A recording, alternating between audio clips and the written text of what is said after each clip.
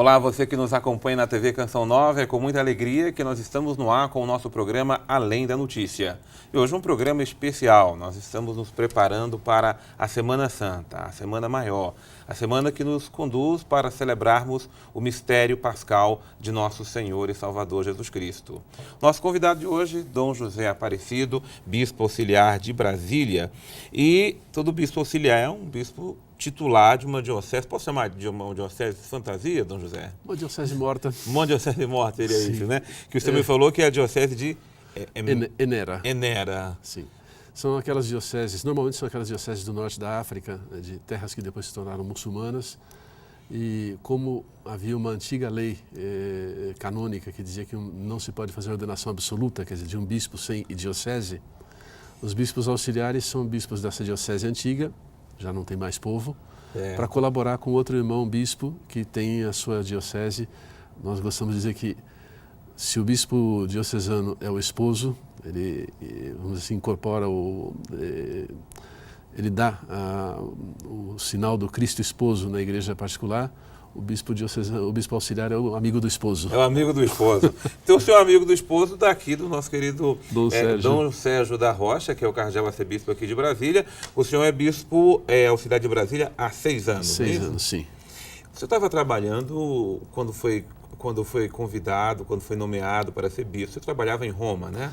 Trabalhava sim. Eu era subsecretário do Pontifício Conselho para os Textos Legislativos, que é um dicastério que não aparece muito, um dos organismos da Santa Sé que não aparece muito, porque a função principal é colaborar com os outros dicastérios, com os outros ministérios do Papa, vamos dizer assim, para dar uma colaboração do ponto de vista jurídico-canônico, né? Então, para ajudar os outros dicastérios a fazerem documentos com a forma canônica correta, e depois verificação da conformidade das leis particulares com as leis universais. Enfim, é um problema técnico. O senhor ficou nesse trabalho quantos anos lá no Vaticano? Eu fiquei desde 1994 até a nomeação episcopal. Até a nomeação episcopal. Sim. Estava aqui lembrando que o senhor tem 33 anos de sacerdócio, Sim. né? O senhor originário da Arquidiocese de São Paulo. Sim, eu fui ordenado padre pela Arquidiocese de São Paulo, trabalhava na chamada, então, região episcopal de Santo Amaro. Quando houve o desmembramento de Santo Amaro como diocese, eu fiquei em Santo Amaro. Ficou em Santo Amaro. Bom, Dom José, nós estamos às vésperas de começarmos a Semana Santa, que nós chamamos de Semana Maior. É a semana que nos introduz no mistério pascal de Nosso Senhor e Salvador Jesus Cristo, que é o acontecimento principal da nossa fé.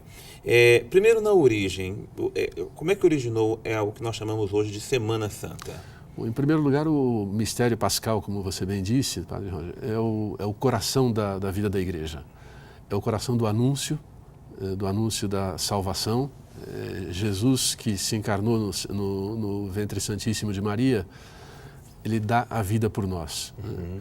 E cumpre todas as promessas do Antigo Testamento, que o Messias veio não só como um intermediário entre os homens, o povo de Deus e o seu Deus, mas como o próprio Filho de Deus, o Verbo de Deus, a sabedoria eterna do Pai, encarnada no meio de nós, tomou a nossa forma humana, igualzinho a nós em tudo menos no pecado, assumiu os nossos pecados, se entregou na cruz e, por sua morte, a morte foi vencida. E na sua ressurreição, nós também somos chamados à ressurreição. Então esse é o coração do anúncio. Mas não só do anúncio, é o coração da realização das promessas, da realização daquilo que tinha sido perdido no pecado dos primeiros pais, né? Nós perdemos a amizade com Deus, não porque Deus não queira ser nosso amigo, Ele sempre foi, mas porque nós jogamos fora a nossa amizade por Ele. A nossa amizade com Deus. E Jesus restaura essa amizade pela paixão e morte na cruz e pela sua ressurreição. Então, para a fé cristã, é um evento central. Digo não só como anúncio, mas como realização das coisas prometidas no Antigo Testamento e como evento de Deus que une definitivamente o céu à terra, né? É o evento salvífico por excelência, né? A plenitude de tudo aquilo que Deus realiza é o mistério pascal. Agora, a centralidade também do ano litúrgico, né, está direcionada para a celebração do mistério pascal. E a Semana Santa tem essa missão de nos conduzir para essa celebração, né? A Semana Santa, então, é uma espécie de coroa preparatória da celebração da Páscoa, que foi a primeira celebração em absoluto da fé cristã. que foi estendida a todos os domingos, que são chamados Páscoas da Semana. Né? O domingo é a Páscoa da Semana. Importante lembrar que todo domingo, mesmo na quaresma, é um domingo Páscoa. pascal, né? Nós celebramos o Cristo ressuscitado. Aliás, os professores de liturgia costumam dizer que não há missas com temas. O único tema de cada missa é a Páscoa de Cristo. A ressurreição do Senhor, a realização da ressurreição hoje. Né? O Papa Pio XII, num documento que é muito importante para a história da liturgia, chamado Mediator Dei, que preparou a reforma do Concílio Vaticano II, dizia que cada Eucaristia é memorialis representatio, é uma reapresentação memorial daquele único evento do sacrifício de Cristo na cruz, que nos dá a graça da ressurreição também. Da ressurreição. Aí os senhores estão lembrando isso, que o domingo é a nossa Páscoa semanal, agora a igreja, desde os seus primórdios, celebrava essa Páscoa anual? Sim. Foi desde o início da pregação do Evangelho, foi o coração do anúncio, chamado querigma, e as celebrações da igreja sempre foram celebrações que mostraram esse mistério no seu conjunto. Então nós podemos dizer que a celebração pascal é a primeira celebração litúrgica da igreja. Né? E de fato nós olhamos para o Novo Testamento, nós temos vários hinos litúrgicos que são ainda hoje empregados na liturgia das horas, mesmo em algumas ocasiões especiais do ano litúrgico, que são de caráter especificamente pascal. E alguns outros que mostram, por exemplo, Cristo por nós fez-se obediente, obediente até a morte, morte de cruz, né? O mistério da morte do Senhor, então, já unido à Páscoa, à ressurreição, inseparavelmente unido. Inseparavelmente. É importante a gente frisar isso aqui, Dom José, porque algumas pessoas, até na compreensão cristã, às vezes não entendem, né? Porque, por exemplo, nós vamos nas nossas igrejas, todas elas, igrejas cristãs católicas, está ali o Cristo crucificado e muitas vezes ele ocupa o lugar central, né? O anúncio da ressurreição de Cristo não pode estar desassociado de forma nenhuma da paixão dele, da morte dele, né? São Paulo diz que nós anunciamos Cristo e Cristo crucificado. Né? Jesus diz a um certo momento que quando ele for exaltado, quer dizer, elevado na cruz, atrairá todas as coisas a si. Então, ao mesmo tempo em que a cruz é para os judeus e para os gregos maldição, passando Jesus por ela é bênção. É bênção. Né? Ela é salvação. O madeiro da cruz é a nossa salvação. E, de alguma maneira, as nossas igrejas têm nos altares sempre a figura central do crucifixo, porque naquele altar se realiza a sua morte e se celebra a sua ressurreição. E se anuncia a sua volta. Se anuncia a sua volta. Então, a cruz é memorial. A ressurreição do Senhor se realiza na vida da igreja, que é um povo de homens e mulheres ressuscitados na graça do Senhor. Né? Uma ressurreição que aponta para a ressurreição definitiva. Mas a nossa vida, somos criaturas novas. Né? Jesus faz novas todas as coisas. A Sagrada Escritura está plena repleta de toques sobre a vida de ressuscitados. Né? São Paulo fala que aceitando Cristo nós devemos caminhar em novidade de vida. A vida nova é a vida de Cristo ressuscitado. Verdade. Bom, você que está nos acompanhando em casa, é uma alegria ter você na nossa companhia. Estamos fazendo então hoje um programa Além da Notícia especial para meditarmos, aprofundarmos a Semana Santa, que todos nós cristãos temos a graça de celebrar a partir deste domingo, Dom José. E a celebração da Semana Santa começa com o Domingo de Ramos, que também é chamado Domingo de Ramos e da Paixão do Senhor. Da Paixão do Senhor. Na liturgia antiga, até a reforma do Concílio Vaticano II, do domingo passado para cá, era chamada já o Tempo da Paixão. O Tempo da Paixão. O domingo da Quaresma, o quinto domingo da Quaresma, mudou de nome. Mas da segunda-feira para cá nós já rezamos o prefácio da Paixão. Da Paixão. São várias cenas que vão apontando para a Paixão do Senhor. Domingo de Ramos mostra a entrada de Jesus em Jerusalém. Ele é exaltado e logo depois vai ser levado à cruz. Né? Então ele é recebido com hosanas. E aqueles mesmos que gritam hosanas, talvez gritem depois crucificam. Então essa Semana da Paixão, esses dias em que celebramos a Paixão, especialmente no Domingo de Ramos e da Paixão, se dá início nas leituras do Evangelho a trechos da Paixão. Né? No próprio Domingo de Ramos se lê a Paixão inteira, de São Lucas esse ano. Se lê. Aí eu quero perguntar para o senhor, liturgicamente, houve essa necessidade, inclusive, de ter a proclamação de 2 evangelhos, essa da narração da paixão, e anteriormente esse evangelho que é especificamente da entrada de Jesus em Jerusalém. São liturgias muito peculiares essa semana, cada uma é especial, né? Até eu gosto de comentar o evangelho propriamente dito do Domingo de Ramos, que é o da entrada de Jesus em Jerusalém. Tem uma cena lá que me comove muito, Sim. que é Jesus mandando buscar o jumentinho. A ênfase é que é um jumentinho mesmo. É um jumentinho mesmo.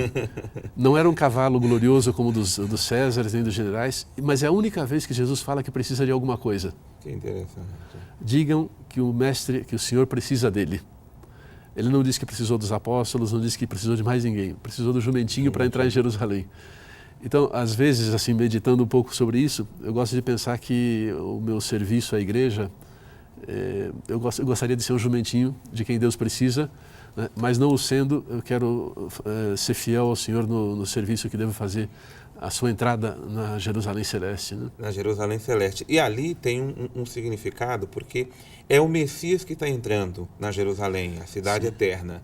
Mas é o Messias que é um servo humilde e sofredor, não é? Porque o significado do jumentinho revela ali a humildade desse Messias, que não era aquele Messias glorioso, como se os judeus tanto esperavam. Exatamente, eles esperavam um Messias glorioso, talvez um substituto do imperador romano para ter a capital em Jerusalém.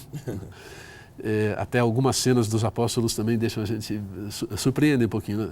João e Tiago, que eram muito próximos de Jesus, pedem para ser está um à direita, outro à esquerda, para ser ministros do reino de Cristo. Havia nos apóstolos aquela expectativa mesmo do triunfo do Messias? Nós vimos por várias cenas, por exemplo, o escândalo de Pedro quando Jesus anuncia a cruz, logo depois que Pedro proclama Jesus Messias. Essa cena de João e Tiago, da mãe pedindo para eles um ministério, vamos dizer assim, ser ministro da Fazenda e ministro do Planejamento lá no reino de Cristo, né? Do lado. São cenas que mostram que tipo de expectativa tinham os próprios apóstolos de Jesus, né? Aqueles que estavam mais próximos. E só com a cruz é que todas as coisas se esclarecem. Se esclarecem. Né? Mesmo quando Jesus mostrou na transfiguração que eles não precisariam se escandalizar com a cruz porque Jesus ia ser glorificado de uma glória que não é desse mundo, né? Os discípulos ainda não entenderam. Né? Pedro queria ficar naquele momento de glória e não queria voltar à planície. Né? Então, houve várias cenas, vários momentos do ministério público de Jesus em que essa compreensão dos apóstolos manifestava a compreensão que tinham os israelitas, a esperança de Israel tinha se reduzido à esperança do que chamam os teólogos do Messias davídico, do rei davídico, né? A glória de Davi, e não do servo sofredor de Isaías. E Jesus une essas duas figuras numa só. Ele é o servo sofredor, que vai ser glorificado na cruz e na ressurreição, e ele se torna a cabeça do novo povo de Deus, né? É rei de uma realeza que não é desse mundo, e que ultrapassa todos os limites da simples realeza política. Né?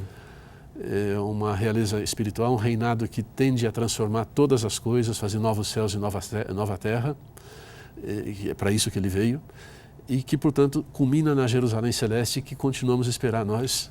Em cada Eucaristia celebramos. Verdade. Dom José, ainda só um aspecto em relação ao Domingo de Ramos. O povo acolheu Jesus com ramos e hoje nas nossas missas, nas nossas procissões também é importante, né? Sim. Qual que é a importância, o valor que tem de nós levarmos esses ramos para essa missa do domingo?